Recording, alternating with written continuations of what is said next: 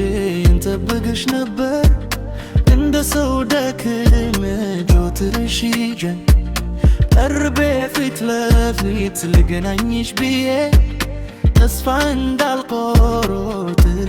ነበር ልቤ ሁሉ ልነግርሽ ተዘጋጅቼ እንደምወድሽ ልገልጽ ተነስቼ ስልክሽ ደውልሽ እሺ ብለሽ ሰማሽ አጉልጉል ልነግርሽ ቆሜ እጠብቃለሁ ብዙ ነገር ቢነገር እኔ አልፈራም ልቤ ያለው አልሸሸግም ፍቅር ሲሆን ምነው ይከለከል ከዚህ ጋር ትተውን መናገር እፈልጋለሁ እንዲያ ከኔ ጋር ቆይ እንዲያ